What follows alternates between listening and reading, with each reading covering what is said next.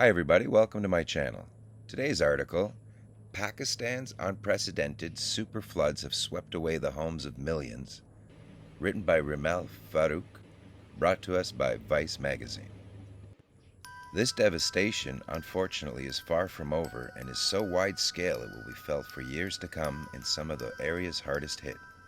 There will be some shocking videos of some crazy devastation, and for those sensitive to suffering might not want to continue. A newborn baby boy buried in a dirt mound is pulled out by rescuers. He is covered in dust and still has his umbilical cord intact. He suddenly cries out and his mother is nowhere to be found. These are the heartbreaking images emerging on social media from the superfloods ravaging Pakistan that have killed more than 900 people and impacted 1 in 6 Pakistanis or 30 million people, according to the country's Planning and Development Minister Ehsan Iqbal.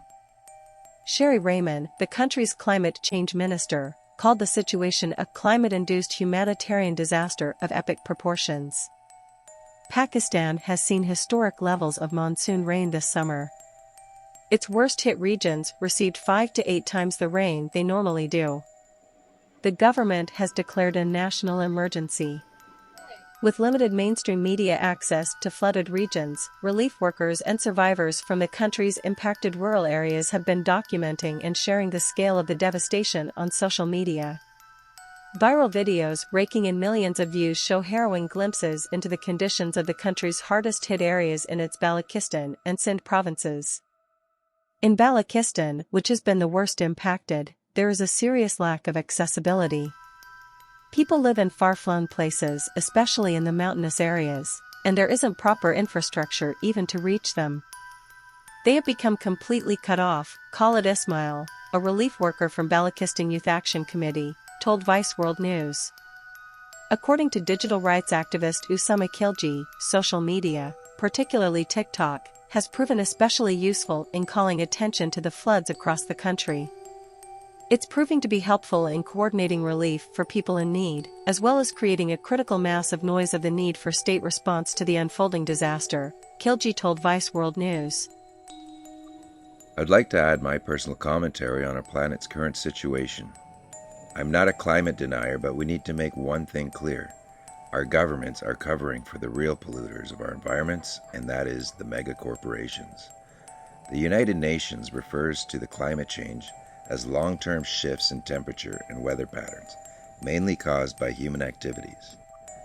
I think it's important to clarify that the quote-unquote humans most responsible are the corporate CEOs who are almost entirely one way or another responsible by their daily decisions of the destruction of our planet. The sick part of this situation is through their ownership of the MSN, we keep getting bombarded with the message that we are to blame, while the colossal daily pollution from these corporations continue unabated. With that said, let's continue on to the article. The hashtag floods in Pakistan has reached #1 on Pakistani Twitter, where relief workers have been spearheading the call to raise emergency funds for tents, medicine, food and drinking water. Some are concerned that political developments earlier this week involving the former Prime Minister Imran Khan have distracted mainstream media attention from the floods. The media has been preoccupied with the political events occurring in the country. People have taken it upon themselves to show the world what is going on. This is the reality, people have nothing right now, said Ismail. According to experts, the country's annual monsoon rains have been gravely exacerbated by the human-induced climate crisis. Pakistan ranks 8th among countries most vulnerable to the climate crisis despite its less than 1% contribution to global carbon emissions, according to the Climate Change Risk Index 2021. Still, many have called out the government for being unprepared for the disaster. The lack of infrastructure and protocols for rescue and relief operations have exacerbated the flood's impact. Not ready to accept it as a grand failure of public sector development planning, the federal and provincial governments were quick to blame climate change, wrote climate change expert Ali Takir Sheikh in an op-ed for Dawn, instead of blaming it on poor early warning systems, poorly functioning government departments, poor building designs, construction guidelines, material standards and of course, the unplanned growth of human settlements. It's important not to simply dismiss this terrible disaster on climate change, but to acknowledge the underlying cause of it all. We all need to unite and take back our planet from these greedy oligarchs who have infiltrated our governments and choose to profit over Mother Earth. Let me know what you think in the comments, and if you haven't already, like, subscribe, and hit that bell.